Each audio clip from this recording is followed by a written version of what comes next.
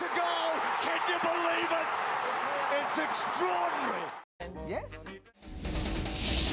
Coming up on the Sunday Footy Show, it was a big day for the Rat Pack, with Heath Shaw notching up game number 300. His Giants made it one to remember, silencing the locals with a thrilling 1-point win over Port Adelaide. Coleman medal leader Jeremy Cameron joins us live. The Saints are 2 for 2 under Ratton's reign. They were too good for the deplorable D's. We've got Saints big man, the prospect, Rowan Marshall, live in the studio. The Lions are finally ready to talk finals after an impressive win over Hawthorn in Tassie. The Hawks wasted their chances in front of goal, but James Warple has still been good enough to join us live. Paddy Cripps ran riot as the Blues rolled the Crows at the G, the pressure mounting on Don Pike and his men. Josh Kennedy had a day out with a 7-goal haul against the Roos as the Eagles reminded everyone they're still the team to beat.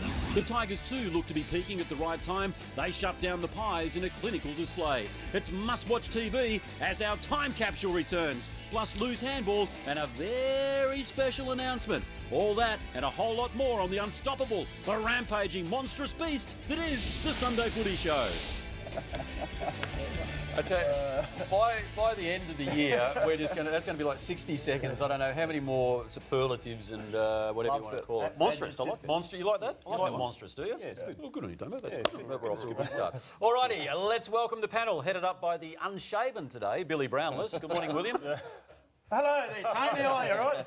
Hello to Well, you the couldn't have just ran a Gillette over it? No, I was busy this morning. I've been busy. We had the run. Oh, you run? Something you ate, or? And hello to the people out there at Carnegie. Slipped out there last night. Beautiful people. What were you doing out there? I just saying hello, welcome. To Carnegie? Yeah. Well, you just stand on a street in Carnegie and just welcome people. I found there was a hall there. Right, okay then. Nathan Brown, direct from who knows where. Just home, TJ, with the 4 kids. Friday night football, Richmond were absolutely outstanding against the Pies. Favouritism at the moment. West Coast are right there with them, but gee, it's good to see the Tigers playing good footy. Tom Lynch, who Lloydie wrote off, is going nicely. Yeah. Lloydie's written a few of them. I think we might revisit one of them. Don't you laugh, Kane? But anyway, now, Damo, I know that you love big announcements, all right? So we've got two on the show. Okay. Today, Do I right? know about either of them? Or? Yeah, you probably do. Breaking news? Well, because you're our negotiator Yes. for this, yes. Right, okay. So if anyone needs us for grand final week, get in contact with Damo. That's going really well. I've organised it, Bill. With 250 each. Is that all? No, don't worry about it.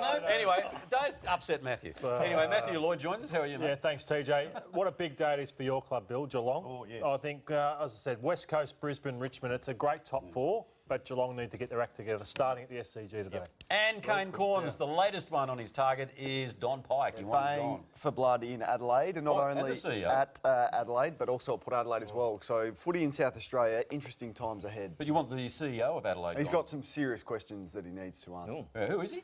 Andrew Fagan. Oh, yeah. All right, that's all coming up a little later on the Sunday Footy Show. But as I said, we do have some announcements. And the first one is no secret. The show is moving into prime time.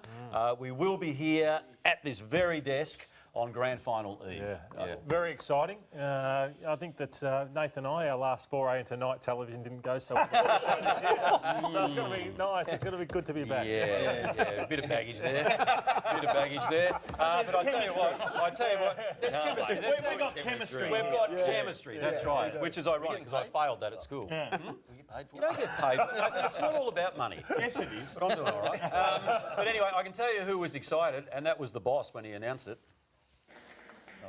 I have these notes, but I gotta say I'm just fired up to be here today. Pretty cool, pretty damn cool. We got the guys who I think will be perfect to put together to do the only real thing we want to do. We're only here for one reason. We want to win it all. There's only one reason. Come on! Come on! Come on! Get up!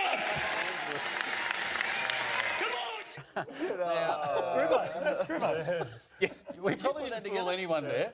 I had nothing to do with that. I had nothing like to do with that. something you do. All right, let's take a look at the results so far from this round of football. Let's talk footy. Richmond, scarily good. Yeah, that's flattering for Collingwood, that 32-point margin.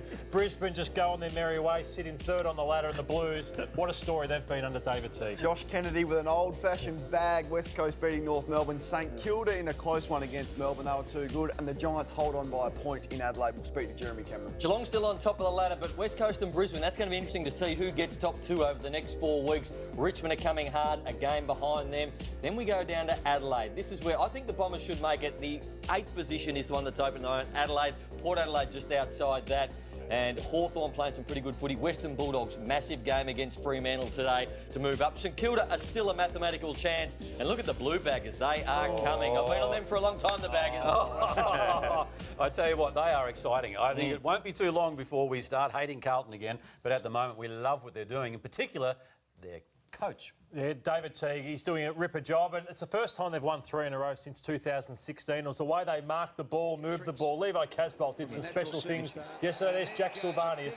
So many players have improved since David Teague has taken over. So we see Harry Mackay, he can only get better. Levi Casbolt, whether it be back or forward, he's saved his career under David Teague. Obviously, Phillips came in for Cruiser yesterday, so a lot of highlights. Kennedy kicked 4 last week, and it's a lot to be excited about. Daisy Thomas playing his best footy since he's crossed to Carlton. That man Phillips, as you said, was very, very good. But they've always said you can build a side around Patrick Cripps since he's got there, and we've always known that. But again, yesterday he just showed how good he is. The best midfielder in the competition right now, I think. His clearances, 19 yesterday, 8 of them centre clearances, 39 touches. Kicked Carlton's first goal. Importantly, after Adelaide kicked the first 2 of the game, and he is a genuine star, Patrick Cripps. I think he's gone ahead slightly of Dangerfield at the moment as the best midfielder in the comp. I just want to ask Damo, we talk about the Teague train and how it's gaining momentum and all the rest of it.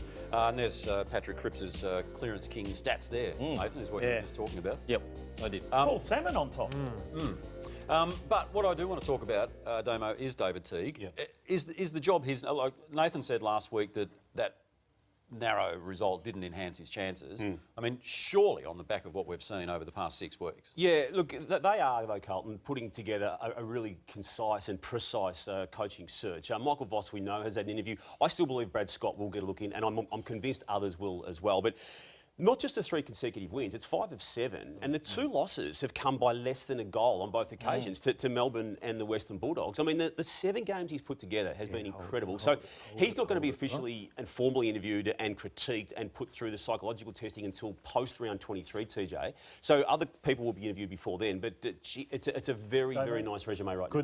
Could they be waiting till the end of the year to formally interview David Teague because they have a big fish, possibly? There's no rush on David Teague because they've got something else. They've got him. Pipeline. Yeah, and North Melbourne's not going to go down the David Teague path. It's Alistair Clarkson-Bill. They've already asked him twice that we know of. And how many times does he have to categorically deny that before we stop talking about it? At least one more time. What about Ross Lyon? But he's been pretty emphatic. Ross Lyon? Ross Lyon, the way I read it, you can rule him out at Carlton. You can rule Paul Roos out at Carlton. What about Brett Ratton?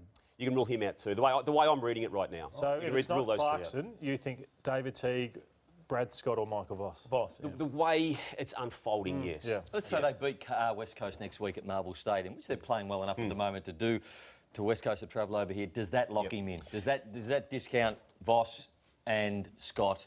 And you say David Teague, who the players love. We've been told in time they love him. And the down at Carlton. It wouldn't discount them. It obviously would enhance Teague's situation. But, Brownie, I think you know my views. It's still a very unreal existence, the life of a caretaker/interim coach. It's not real. He's been able to free them up without the pressure and the burden of a 3 or 4 year contract. Oh, you're going to love this, boys. Patrick Cripps, he's the clearance king, 39 disposals yesterday. He is the GOAT. Have a look at him and Sam Walsh rocking up the training yesterday. There he is there. What are you doing? That's Patrick Cripps. And there's Sam Walsh. And they're rocking up the training. Have a look at them. Have a look at them. They are... It's as bad as what we went with off the top. That is one of the best I've will seen. still be on prime time. Seriously. I'm bringing that back. Get the Clippers bloke. Grand final league. Seriously, have we got some producers doing freelance work or something? Seriously. Where did that go? They're the goats. He is the goat. Mate, you're the goat for agreeing to go with it, I tell you. Billy Goat. Billy goat, that's exactly right. Okay, now that brings us to, I think the desk is rumbling, is it? It's rumbling, TJ. Let's get into it. There's a lot on the horizon because I want to go back to Friday when Don Pike, the Adelaide coach, fronted the media. He was asked about Patrick Cripps and what he would do with him for yesterday's game. Yeah, we've certainly had a look at Cripps and understand that he's an influential player from a contest and a stoppage viewpoint. So yeah, we've got some things in place for that. What's your take on? Well, those things that they had in place were to put the captain, Rory Sloane, who's just signed a 5-year, $750,000 deal as a tagger. He's 183 centimetres, Rory Sloane, giving away 12 centimetres and 13 clearances. Could not go with Cripps. They had no other option. Surprised they didn't go with Gibbs, who did a great job on Clayton Oliver against Melbourne earlier on in the year. He was also asked about their decision to manage and rest their best defender this year, Alex Keith. Yeah, so he's had that ankle problem for a while. He hasn't been to do full training for nearly 3 to 4 weeks, and it's just got to a point where we feel to keep pushing him on is harder. So we wanted to back him off. So he's technically probably fit to play, but we're taking a view that we'd like to give him some recovery on that ankle to get it best so he can get back to training and playing. So he'll travel as the emergency. Means that if someone happens to do something in a warm-up, he's probably available. Says to me, we're playing Carlton, we're playing the 16th team, we're going to go to Melbourne and we're going to win. You've got your best defender rested but travelling as an emergency.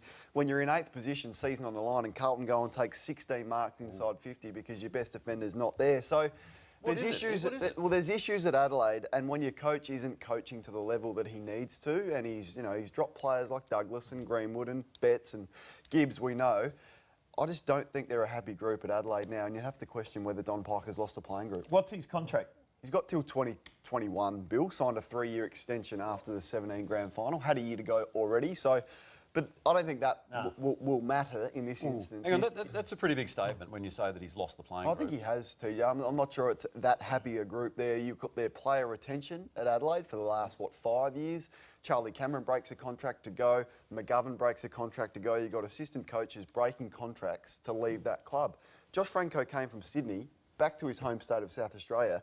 A year into his contract, he wants out, and he's gone and joined Stuart Jewett Gold Coast. Why are all these people wanting out? I don't know. It can only be because he's lost the playing. Surely this is... Sorry, go They're 8th on the ladder, so that's the other thing. So it's an big thing you're saying because they'll play finals, in my opinion, still this year. I think they've got a great run home. And percentage they've got, so somebody's going to have to get level with them and then go ahead of them because their percentage is too good. When you capitulate in the showdown a few weeks ago, 57, you capitulate against Essendon last week. There was no effort against Essendon in the second half, and then you lose against Carlton, who you would pencil in that they would win at the start of the year. Can you trace this back to the pre-season camp last year? It's all from there. I just think there's a number of issues. I don't just think it's the camp. They've had that. They've had an injury crisis. They've had player retention. They have coaches retention.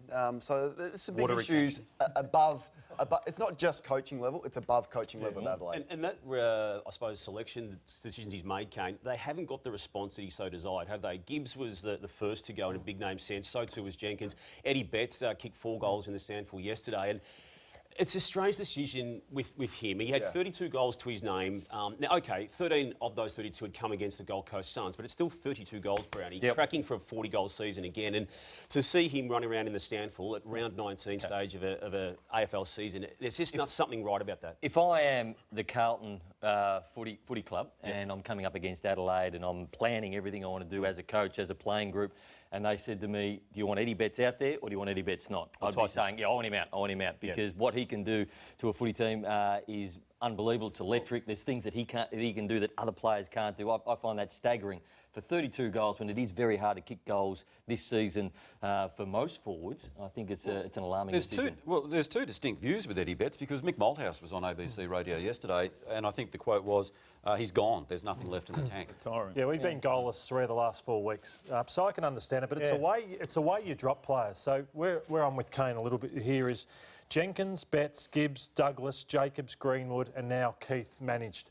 That's a lot of senior players to drop in one season. You start dropping senior players, I think that they start questioning themselves, their career, questioning the coach, and suddenly the younger players are saying, why isn't this bloke playing? Why isn't that bloke playing? And that's where there's so much uncertainty around Adelaide at the moment. Okay, as indeed it was for Carlton supporters at the MCG yesterday, Kane. Let's look at it, TJ. I just thought they were so hungry. Casbolt had his kicking boots on. Cripps we've spoken about a lot already, but 39 disposals, 19 clearances, the second most ever For the Crows, Tex kicked 3 in the first half and had some moments, but Crows started pretty well, but I just thought it was a joy to watch Carlton yesterday. They were hungry, they were aggressive, plus 22 in contested possessions, plus 23 in clearances, and they found something. Isn't that amazing that you're sitting here saying that they were a joy to watch, they were hungry, they were aggressive? 7 weeks ago, you would not have been saying that. No, you wouldn't. And he's getting the best out of his players. Well, last week they were disappointed because they didn't win by more. Yep. That's how well they're going. But the likes of Will Setterfield, that's the best game I've seen him play at AFL level. I had question marks whether he can make it. Gibbons has found his place in the side. He's a Gibbon, isn't he? Seaton. So Daisy Thomas is playing the best footy he's played since he's been at Carlton. Which is a big call for him because we were questioning whether he'd go on. Murphy. But in the end, when the game was on the line, they just wanted it more. They were tough, they were hungry, and the Carlton fans rightly should be celebrating this morning. What about the Crows then, Cornsey? How serious is it for them? They're too slow against Port, too slow against Essendon, lose to Carlton. Yeah, I think when you make big selection statements, it doesn't have the desire. Well, 10. You just can't give out 10. No, you can, Bill. When you have 19 clearances, you have 39 disposals, and you basically lift them up on your own, you get a 10. Mark Murphy's having a great year. Setterfield, as I said, his best game. Ed Curnow had 15 possessions in the first quarter. You know what? Play him in the right position and he plays all right.